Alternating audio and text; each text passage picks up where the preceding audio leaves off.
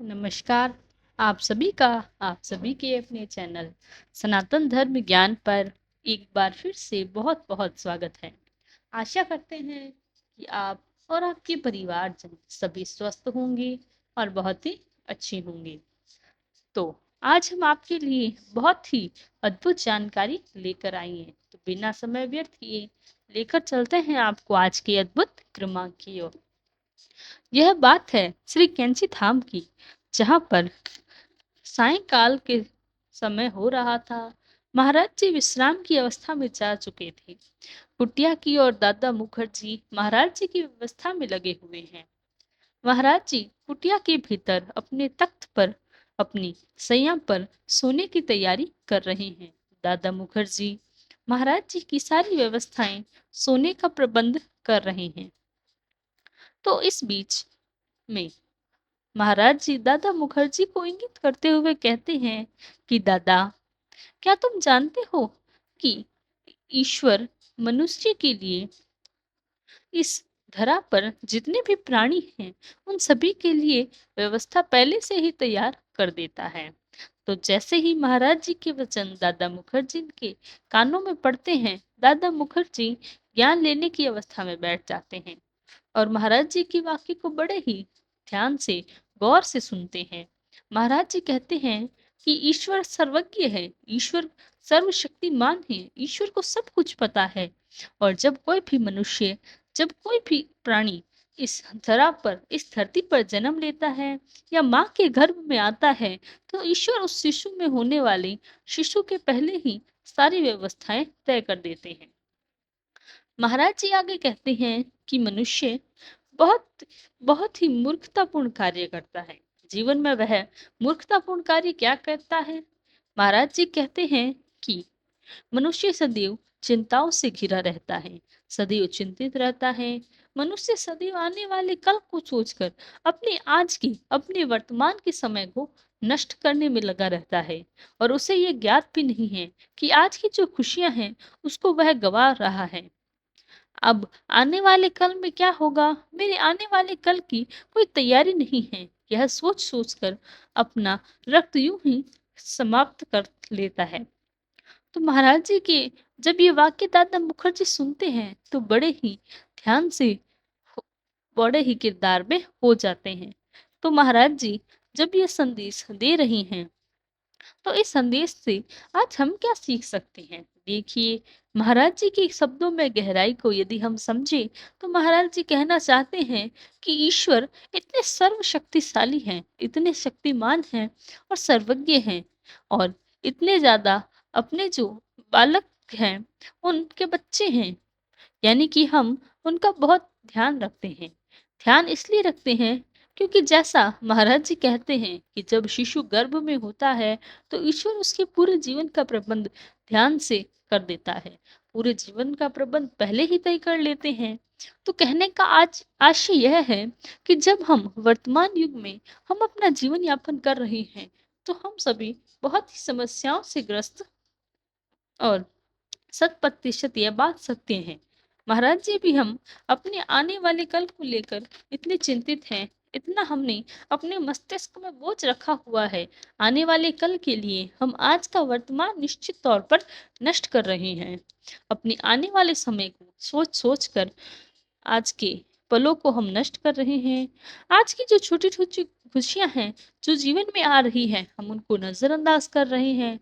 हम अपने परिवार को नज़रअंदाज कर रहे हैं। हम कार्य क्षेत्र को नज़रअंदाज करते हैं।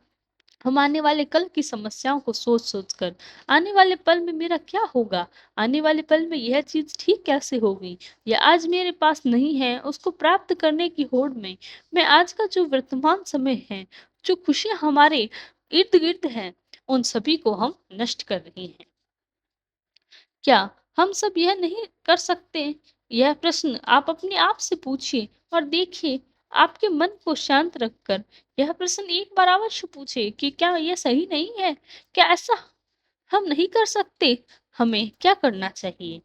महाराज जी कहते हैं कि ईश्वर सबका प्रबंध स्वयं करके रखते हैं। तो हमें क्या करना है? हमें अपना कार्य छोड़ देना है। क्या हमें कर्म करना छोड़ देना है? यह बिल्कुल भी नहीं है। हमें अपने कर्मों को बिल्कुल सुचारू रूप से करते रहना है। जितना पर्याप्त हो सके अपने कर्मों को सटीक रखें। काम करना हमें नहीं छोड़ना है, क्योंकि कर्म प्रदान धारा है, कार्य तो करना ही होगा। कोई ना कोई कार्य, आप जिस भी कार्य क्षेत्र से जुड़े हैं, चाहे व्यवसाय, चाहे नौकरी पैसा हो, चाहे आप छात्र हो, शिक्षा ग्रहण कर रही हो या शिक्षा प्रदान करती हो, जो भी कार्य, जो भी प्रत्येक कार्य आप करते हैं, उसे पूरे मन से, पूरी लगन से और जितना आप पर्याप्त उसमें परिश्रम कर सकते हैं, उतना परिश्रम अवश्य कीजिए। यदि हम व्यर्थ की बातों को अपने मस्तिष्क में लेकर यह सोचते रहें कि आज जो मेरे पास नहीं है, वह कल मुझे कैसे प्राप्त होगा, इसी को सोच-सोच कर हम आज का वर्तमान समय अपने इर्द-गिर्द की खुशियों को, परिवार को समय नहीं दे रहे हैं। यह सब कुछ 100% गलत है। हमको इसे रोकना ही होगा। यदि हम इसे नहीं रोकेंगे, तो हम वर्तमान को गँवा रहे हैं और जो होना है, अपने कर्मों के अनुसार होना है, ईश्वर के आशीर्वाद से होना है। ईश्वर ने प्रबंध किया हुआ है, आने वाले आपके सब कुछ आपको सब मिलेगा, जिसके लिए आप परिश्रम कर रहे हैं। यह भागवत गीता में भी श्री कृष्ण भगवान जी कहते हैं कि परिश्रम जो सो आप कर सकते हैं। आपका परिश्रम कभी व्यर्थ नहीं जाएगा। यह व्यक्तिगत अनुभव मेरा भी है। मैंने अपने जीवन में यही सीखा कि किसी चीज़ के लिए हमें प्रयास करना चाहिए और जितना हम उसके लिए मेहनत करते हैं, वह फल हमें परिश्रम का अवश्य ही मिलता ही है और आगे मिलता भी रहेगा। इसके लिए इतिहास गवाह है। हमने जिस चीज़ के लिए प्रयास किया, अगर उसका परिश्रम जो है पर्याप्त उसने किसी चीज़ को पाने के लिए किया है, तो निश्चित तौर पर उसे वही मिलेगा। ये ईश्वर का आशीर्वाद भी है और आपके कर्मों का फल भी है। अब कर्म आपके हैं, आपको बुरे कर्म करने हैं या निश्चित तौर पर आपको बुरा ही फल मिलेगा। इसमें कोई दो राय नहीं है। ईश्वर के प्रति आप यदि आस्थावान हैं, तो ईश्वर की ओर अपना आशीर्वाद उनको ज़रूर प्राप्त मिलेगा। लेकिन हम यदि आज को खराब कर रहे हैं, कल का सोचकर, तो यह भी बहुत ज़्यादा गलत है, अन्याय है, स्वयं के साथ अन्याय है। यदि हम अपने जीवन को जीना ही छोड़ देंगे, जीवन जीना छोड़ने का अर्थ यहाँ पर यह नहीं है, हम सदैव चिंता में रहते हैं, तो जो जन सदैव चिंतित रहते हैं और तरह-तरह की बीमारियों को अपना घर बना लिया है और जैसे अधिक सोचने की बीमारी है, वर्तमान युग में यह बहुत ज़्यादा समय के साथ बढ़ती जा रही हैं। तो हमें अपने दिमाग को, अपने मस्तिष्क को बहुत ही ज़्यादा विचारों से भर लेते हैं। तो यह भी एक प्रकार का रोग ही है और बहुत से मानसिक रोगी बनते जा रहे हैं। ये बहुत ही सीधी-सी बात है कि हम सब मानसिक रोगी बनते जा रहे हैं।